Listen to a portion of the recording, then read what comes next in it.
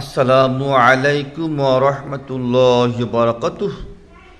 আসুন সম্মানিত বন্ধুরা, ইনশাআল্লাহ আজকে আমরা শুনব সূরা ফালাকের অর্থ, শানে নুজুল, ফায়দা এবং আমাদের ডিউটি সম্পর্কে। আউযু বিল্লাহি মিনাশ শাইতানির রাজীম। বিসমিল্লাহির রহমানির রহিম।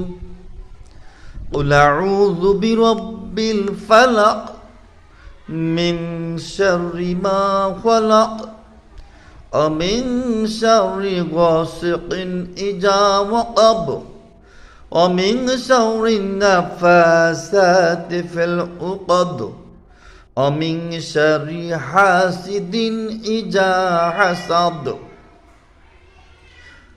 আমি বিতাড়িত শয়তান থেকে আল্লাহ পাকের কাছে আশ্রয় চাচ্ছি। করুণাময় দয়ালু আল্লাহ পাকের নামে শুরু করছি। আল্লাহ পাক বলেন, আমার রাসূল পাক সাল্লাল্লাহু আলাইহি ওয়াসাল্লাম, আপনি বলুন, আমি আশ্রয় চাচ্ছি ভোরের পালনকর্তার নিকটে এবং সমস্ত অনিষ্টের হাত থেকে আমি আল্লাহ পাকের কাছে আশ্রয় চাচ্ছি। আমি আশ্রয় চাচ্ছি সেই রাতের যে রাত সমাগত হয় পৃথিবীর বুকে এবং অনেক ক্ষয়ক্ষতি নিয়ে আসে, সেই সমস্ত ক্ষতির হাত থেকে আমি আল্লাহ পাকের কাছে আশ্রয় চাচ্ছি। আমি আশ্রয় চাচ্ছি গ্রন্থিতে ফুৎকারকারী জাদুকরদের ক্ষতির হাত থেকে। আমি আশ্রয় চাচ্ছি হিংসুকের হিংসা থেকে, যখন সে হিংসা করে। শানে নুজুল, রাসূল পাক সাল্লাল্লাহু আলাইহি ওয়াসাল্লাম জাদুগ্রস্ত হয়ে দিন দিন অসুস্থ হয়ে পড়ছিলেন। জিবরিল আলাইহিস সালামের মাধ্যমে আল্লাহ পাক তার রাসূলকে জানিয়ে দিলেন যে ইহুদি লাবিদ বিন আসাদ তাকে জাদু করেছে।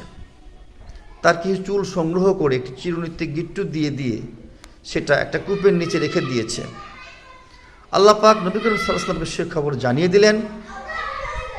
কিছু লোকের মারফত আল্লাহর হাবিব সাল্লাল্লাহু আলাইহি ওয়াসাল্লাম সেই চুল উদ্ধার করে এই সূরা দুটি পড়ে পড়ে, সূরা ফালাক নাস পড়ে পড়ে ফুৎকার দিলেন।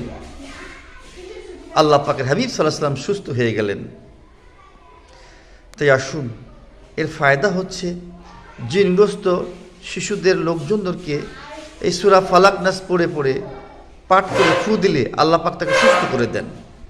এবং মহান আল্লাহ পাক এই সূরাটি বারবার পড়লে আমাদেরকে যাবতীয় ক্ষতির হাত থেকে হেফাজত করবেন। আওয়ার স্যাক্রেড ডিউটি, আমাদের দায়িত্ব হবে মহান আল্লাহ পাকের কাছে সমস্ত অবস্থায়, সর্বাবস্থায় আমরা তার সাহায্য চাইব, তার আশ্রয় নেব। আল্লাহ পাক খুশি হয়ে যাবেন, আল্লাহ পাক তার বান্দাকে হেফাজত করবেন, আল্লাহ পাক খুশি হয়ে তাকে